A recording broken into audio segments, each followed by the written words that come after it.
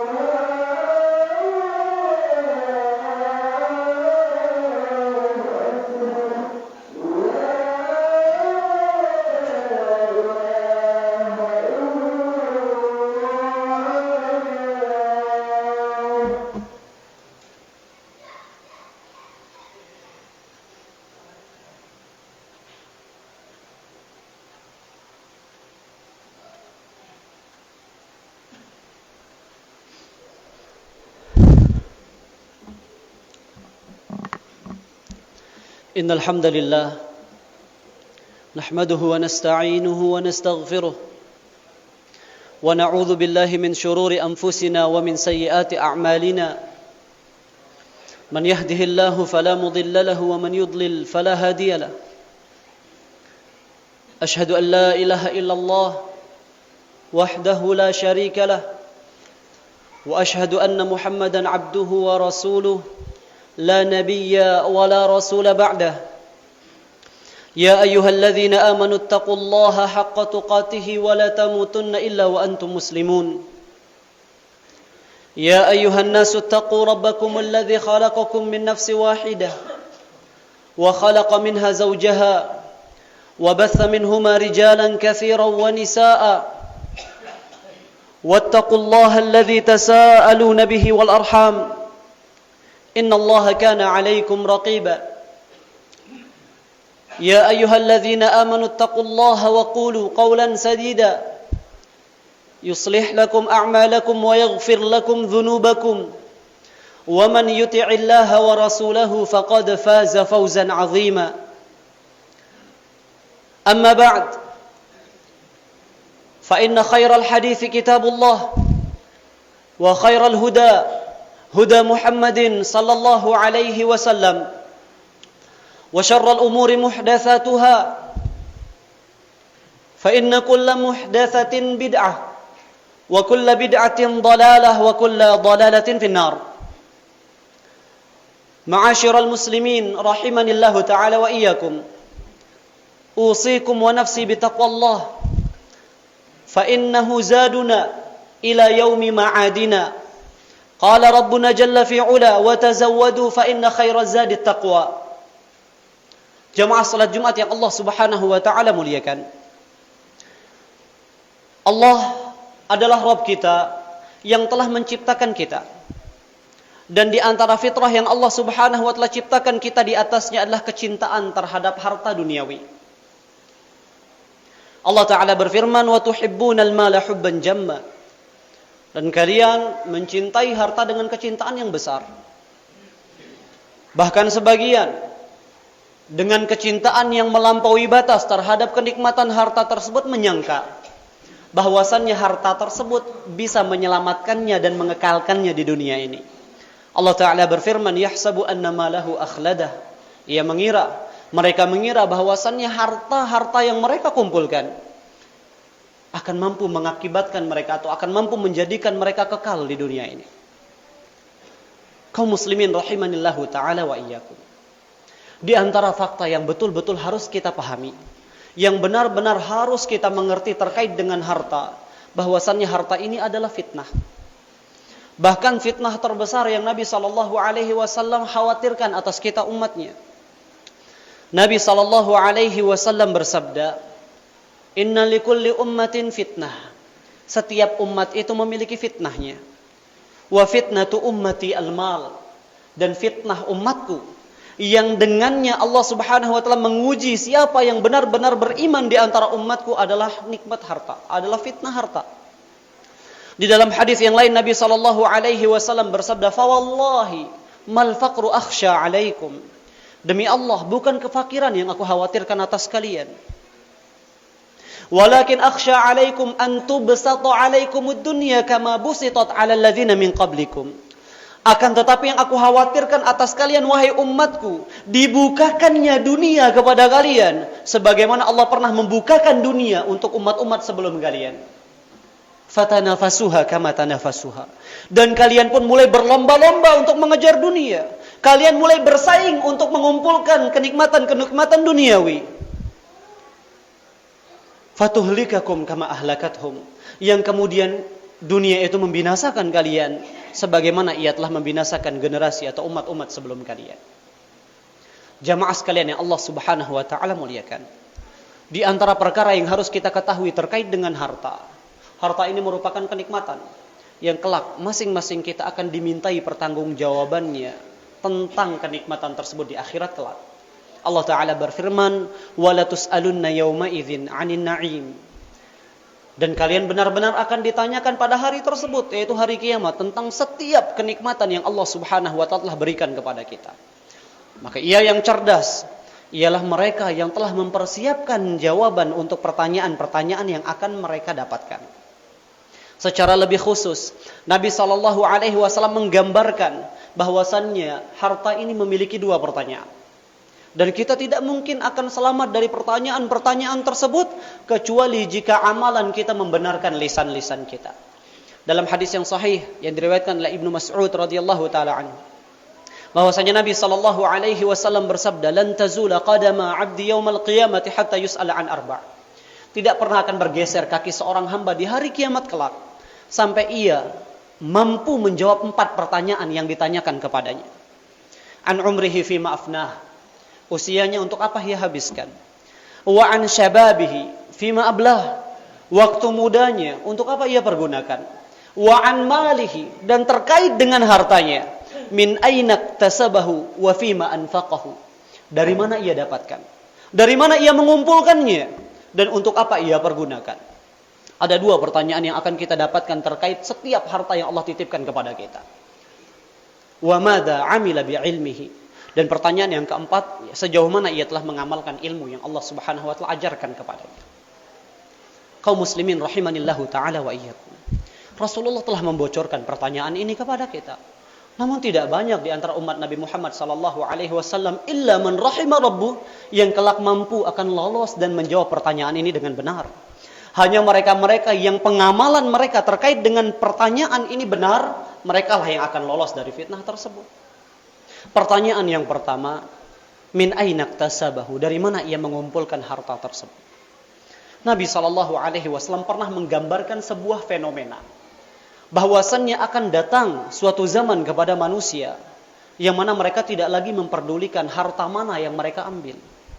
Nabi sallallahu alaihi wasallam bersabda, "Ya'ti 'alan nasi zamanun la yubalil mar'u bi ayyil mali akhadha." Akan datang suatu zaman kepada manusia yang mana salah seorang di antara mereka tidak lagi memperdulikan dari harta mana ia mengambil. Aminal halal, aminal haram. Apakah yang ia ambil dari sesuatu yang Allah halalkan dan diperbolehkan baginya, atau justru harta tersebut ia kumpulkan dari perkara-perkara yang Allah Subhanahu wa taala haramkan. Baik Allah haramkan zat daripada harta tersebut, ataupun Allah haramkan cara untuk mendapatkan harta tersebut, meskipun pada hakikatnya harta tersebut adalah harta yang halal. Maka ini yang benar-benar harus kita perhatikan jamaah sekalian yang Allah Subhanahu wa taala muliakan.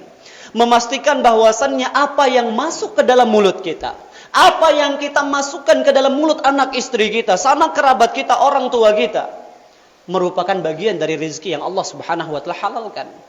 Karena celaka, sungguh celaka mereka yang tumbuhnya dari sesuatu yang Allah Subhanahu wa taala haramkan. Nabi sallallahu alaihi wasallam bersabda, "Kullu lahmin nabata min sukhtin fannaru aula bihi." Setiap daging yang tumbuh dari sesuatu yang haram, maka tempat yang paling pantas dan layak baginya adalah neraka Allah Subhanahu wa taala. Nabi sallallahu alaihi wasallam pernah menyebutkan seseorang yang sedang melakukan perjalanan jauh, tampangnya kucel, berdebu tubuhnya, asy'atha akbar, tampangnya itu betul-betul kacau, acak-acakan. Akbar, tubuhnya ditutupi oleh debu. Yamuddu yadayhi ila sama. Ia menengadahkan kedua tangannya ke langit seraya berkata, "Ya Rabb, ya Rabb, wahai Tuhanku, wahai Tuhanku." Ia sebutkan permintaannya, ia meminta kepada Allah Subhanahu wa taala. Wa mat'amuhu haram. Akan tetapi harta yang ia makan, makanan yang masuk ke dalam tubuhnya dari sesuatu yang Allah haramkan. Wa mashrabuhu haram, yang ia minum dari sesuatu yang Allah haramkan. Wa malbasuhu haram, yang ia kenakan, ia pakai juga dari sesuatu yang Allah haramkan. Wa ghudhiya bil haram, seandainya pun ia dapatkan sesuatu, maka ia dapatkan dari sesuatu yang haram. Fa anna yustajabulah, maka bagaimana mungkin Allah akan mengabulkan doanya? Maka betapa banyak keinginan dan pinta kita yang tidak Allah perkenankan, karena kita yang tidak memperhatikan rizki yang masuk ke dalam tubuh kita.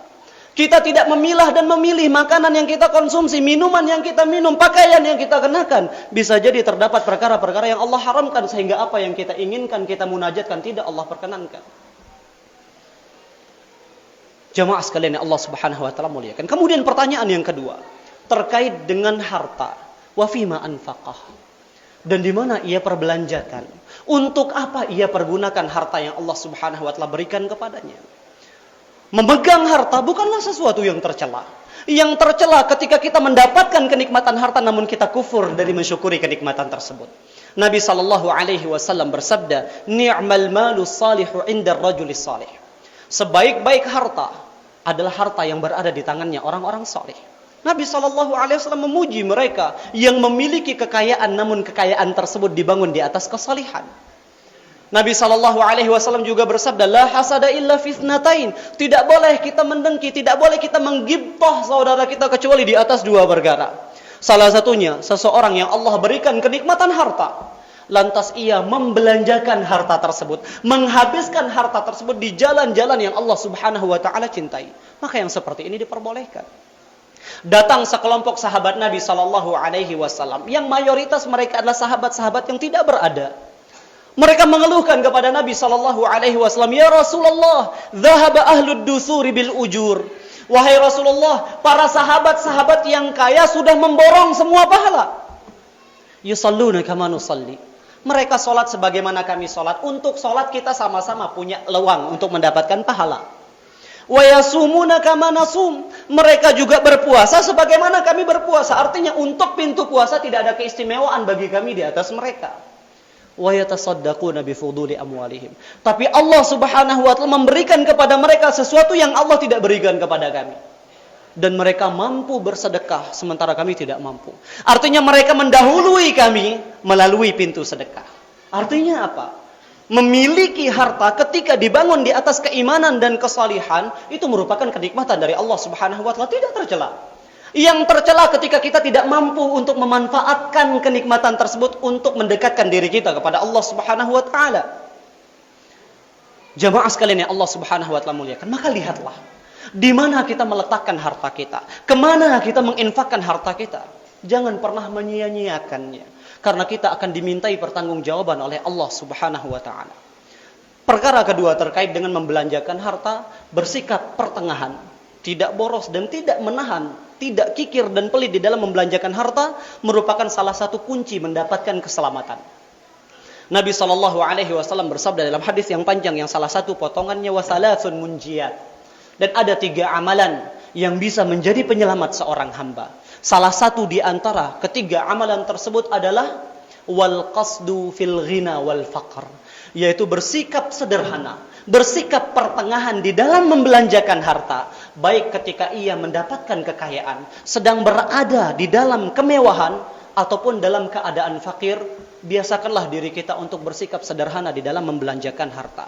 Allah Subhanahu wa taala menyebutkan bahwasannya bersifat sederhana di dalam membelanjakan harta merupakan salah satu sifat ibadur rahman yang kelak akan memenangkan surga Allah Subhanahu wa taala. Allah taala berfirman, "Walladzina idza anfaqu lam yusrifu wa lam yaqturu wa kana baina dzalika qawama." Dan mereka-mereka yang ketika mereka belanjakan harta mereka, ketika mereka menghabiskan harta mereka, lam yusrifu, mereka tidak berlebih-lebihan. Walam yaqturu, dan mereka juga tidak pelit dan menahan harta tersebut. Wa kana baina dzalika qawama, dan mereka membelanjakannya dengan bersifat pertengahan. Mereka menginfakkan di jalan yang Allah Subhanahu wa taala ridhai. Mereka menggunakan untuk kebutuhan mereka. Ini bukan termasuk kategori israf. Tapi ketika kita menghabiskan harta kita untuk keperluan duniawi yang tidak mendatangkan kebaikan bagi dunia dan akhirat kita, maka disinilah kita terjatuh ke dalam israf. Kita terjatuh ke dalam sikap berlebih-lebihan, yang mana Allah Ta'ala berfirman, innallaha la yuhibbul musrifin. Allah tidak mencintai orang-orang yang melampaui batas. Aqulu ma sami'tum wa astaghfirullah li wa lakum wa lisairil muslimina min kulli dhanbin fastaghfiruh innahu huwal ghafurur rahim.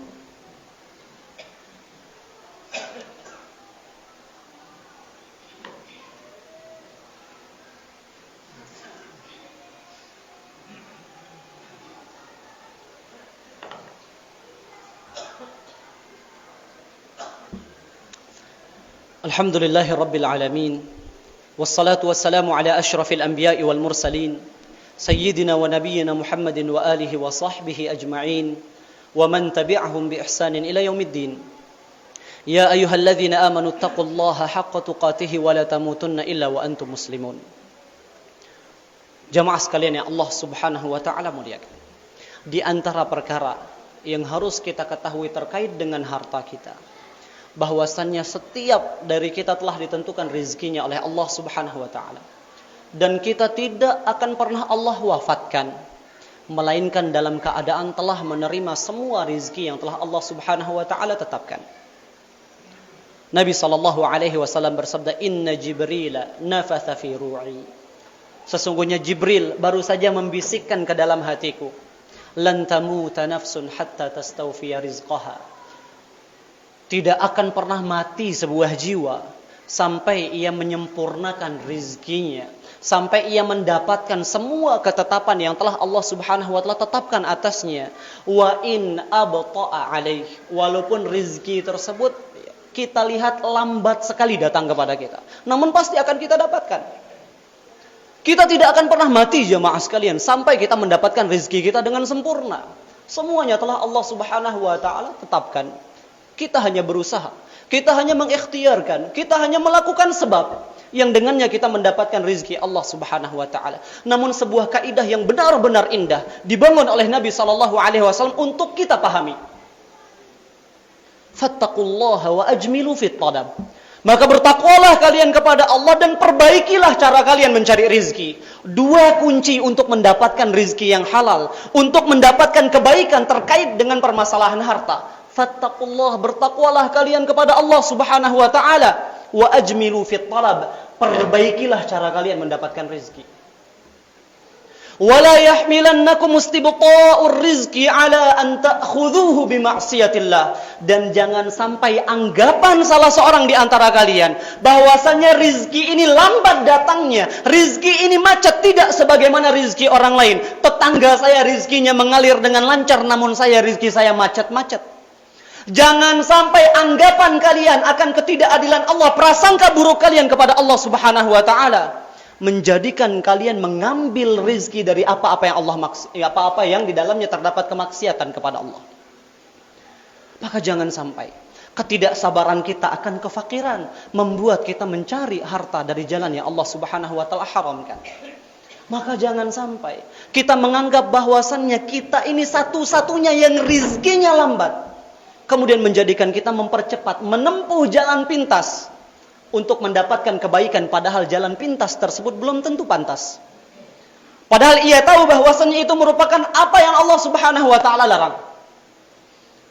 Nabi SAW mewanti-wanti kita, jangan sampai anggapan kita bahwasannya rizki ini datangnya terlambat menjadikan kita menyegerakannya. Dengan cara apa? Dengan cara bermaksiat kepada Allah Subhanahu wa taala. Di situ mereka melakukan pesugihan. Di situ perampokan dan pembunuhan terjadi. Di situ korupsi, penilapan, pencurian terjadi. Di situ wal'iyadzubillah sebagian menjual kehormatan dirinya hanya untuk mendapatkan sedikit dari kenikmatan dunia. Kita berlindung kepada Allah Subhanahu wa taala. Kenapa? Karena Nabi SAW bersabda, "Fa innallaha la yunalu ma 'indahu illa bi ta'ati." Karena apa-apa yang ada di sisi Allah tidak mungkin akan kita dapatkan kebaikannya melainkan dengan ketaatan. Tidak mungkin kita memperoleh kebaikan yang ada di sisi Allah Subhanahu wa taala dengan bermaksiat kepada Allah. Jika kita Allah berikan kenikmatan atas dasar kemaksiatan, maka ketahuilah kenikmatan tersebut bukan kebaikan bagi kita, akan tetapi inilah yang dinamakan dengan istidraj. Allah berikan kepada kita dunia. Allah berikan kepada kita kebaikan-kebaikan yang kita inginkan, padahal kita tidak memperhatikan dari mana kita mendapatkan kebaikan tersebut. Untuk Allah mintai pertanggungjawaban kita di hari kiamat kelak. Dan ketika kita tidak mampu untuk mempertanggungjawabkannya, disitulah kita akan ditimpa oleh azab yang Allah Subhanahu wa taala sediakan. Disitulah siksa yang pedih akan kita dapatkan. Maka ma'asyiral muslimin rahimanillahu ta'ala wa iyyakum. Betul-betul harus kita perhatikan permasalahan rizki ini. Kita bekerja, pastikan rizki yang kita dapatkan adalah rizki yang Allah Subhanahu wa taala perbolehkan, dan rizki yang halal. Kembali kami tekankan, rizki yang halal secara zat dan rizki yang halal dari cara kita mendapatkannya. Walaupun rizki itu halal secara zat, jika cara kita untuk mendapatkannya haram, maka akan juga menjadi harta yang haram atas kita. Ma'asyiral muslimin rahimanillahu ta'ala wa iyyakum. Semoga Allah Subhanahu wa taala menjadikan kita hamba-hamba yang senantiasa bertakwa kepada Allah Subhanahu wa taala. Dan di antara kiat untuk menjaga diri kita di dalam kebaikan, terutama terkait dengan masalah harta, berdoa kepada Allah Subhanahu wa taala. Bukankah iya baginda Rasulullah sallallahu alaihi wasallam di setiap awal harinya beliau memulai dengan doa, Allahumma inni as'aluka ilman nafi'a wa rizqan thayyiba wa amalan mutaqabbala. Ini Nabi sallallahu alaihi wasallam. Beliau meminta ilmu, beliau meminta amal, beliau meminta rizki yang baik dan halal kepada Allah Subhanahu wa taala. Karena tidak ada perkara lain yang kita cari di setiap hari kita, jamaah sekalian. Matahari terbit dan terbenam, melainkan ini yang kita butuhkan, ketiga perkara ini. Kita memohon tambahan ilmu dari Allah Subhanahu wa taala. Allah ajarkan kepada kita ilmu-ilmu yang bermanfaat. Allah berikan kepada kita taufik untuk mampu mengamalkan ilmu kita. Dan Allah Subhanahu wa taala berikan kepada kita rizki yang halal. Jika kita mampu memperoleh tiga perkara ini, maka kebaikan dunia dan akhirat bisa kita dapatkan. Tsumma sallu wa sallimu ala man amarakum rabbukum bis salati was salami alaihi faqala jalla fi ula innallaha wa malaikatahu yusalluna 'alan nabi ya ayyuhalladzina amanu sallu 'alaihi wa sallimu taslima.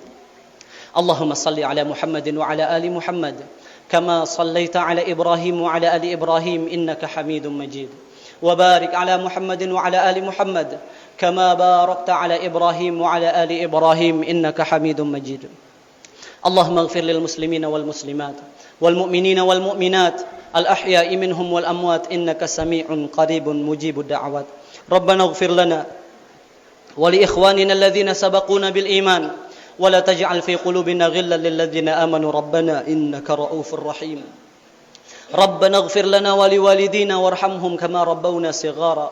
ربنا ظلمنا أنفسنا وإن لم تغفر لنا وترحمنا لنكونن من الخاسرين لا إله إلا أنت سبحانك إنا كنا من الظالمين اللهم أصلح لنا ولاة أمورنا اللهم أصلح لنا ولاة أمورنا اللهم أصلح لنا ولاة أمورنا اللهم خذ بناصيتهم إلى العمل بكتابك وسنة نبيك صلى الله عليه وسلم اللهم ارزقهم بطانة صالحة اللهم وفقهم للعمل بما في كتابك وسنة نبيك صلى الله عليه وسلم اللهم انصر إخواننا المستضعفين في كل مكان اللهم كن لهم وليا وظهيرا اللهم انصرهم على أعدائهم اللهم انصر من نصر الدين واخذل من خذل الإسلام والمسلمين ربنا آتنا في الدنيا حسنة وفي الآخرة حسنة وقنا عذاب النار سبحان ربك رب العزة عما يصفون وسلام على المرسلين والحمد لله رب العالمين أقم الصلاة